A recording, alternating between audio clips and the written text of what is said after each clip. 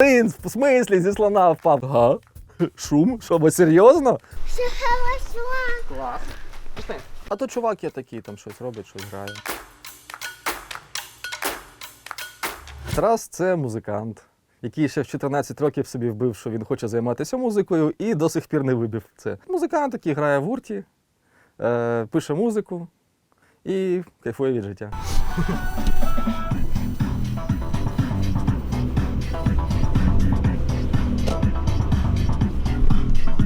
Ну, спочатку, як всі, як положено, хотів стати космонавтом, потім палеонтологом, потім уфологом. А потім, як я вже казав, був переломний момент. Одного разу, мені було десь років 12, і я по телевізору побачив перше гурт Queen.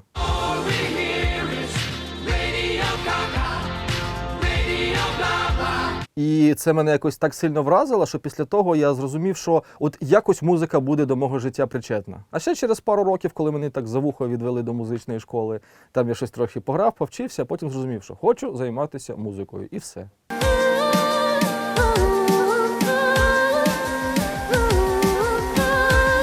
На студії я дуже багато працюю з фольклористами, з рокерами. Мені подобається відкривати щось нове, якісь нові імена, якісь нові цікаві проекти і якось, наскільки мені можливо, допомагати їм робити їх проекти якось цікавіше. Я сподіваюся, що в мене це виходить. В моєму житті є моя сім'я, мої друзі і мій гурт. І без цих трьох речей я своє життя не уявляю. Мене нещодавно питали, чи щасливий я. І я достатньо здивувався, коли зрозумів, що так, насправді щасливий. В мене чудова жінка Саша, і в мене чудова маленька донечка Уляна. Моя дружина – біохімік. В нас навіть така історія, коли нас питають, хто чим займається, де познайомились, я кажу, ну от, хто за фахом, кажу, ну я економіст, жінка біохімік. А як познайомились, кажу, ну я грав на барабані, вона танцювала. Тому що моя жінка ще професійно займалася танцями в свій час. Ось. Але вона біохімік, вона працює в інституті Паладіна. Вона робить насправді дуже серйозну справу. Вона нещодавно захистила кандидатську роботу з приводу вітамінів, які можуть... Сонечко, у меня эфир, я как раз рассказываю про то, какая ты офигенная. Давай я потом наберу. Да ладно. Давай. Я дуже радий, що ці люди є в моєму житті. Я не знаю, що я б зараз робив би без них, тому що моя жінка мене завжди підтримує. Донька – це просто, ну, коли приходиш додому такий замучений, задовбаний, втомлений, а до тебе летить ще чудо з криками «Папа, папа!» і все. І тобі вже більше нічого не треба.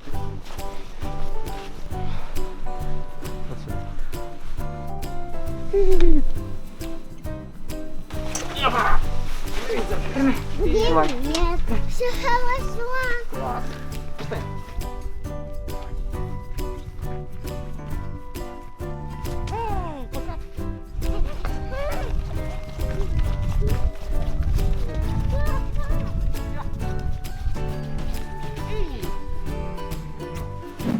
Для мене Гуей – це моя друга дитина, моя друга сім'я. Колись я не пам'ятаю, хто це зробив, але хтось придумав мене називати батьком. Я ж тут сніг, чувак. Батько, Я ж мордою в сніг падав.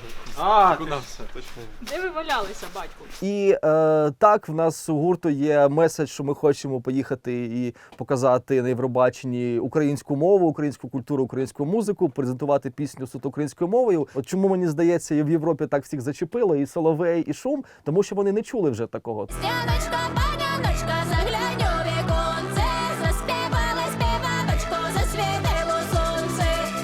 Номо, заплетемо шома. Коли ми дізналися, що це буде пісня «Шум», перша реакція була «Що? Ага? Шум? Що, ви серйозно?»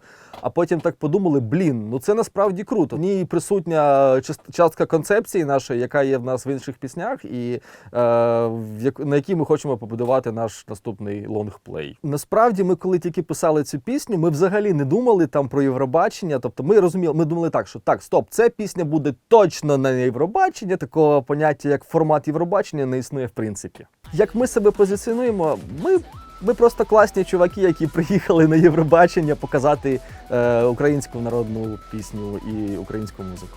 Хлопці, дівчата, послухайте нашу музику. Вона вам по-любому сподобається, і ви від цього нікуди не дінетесь.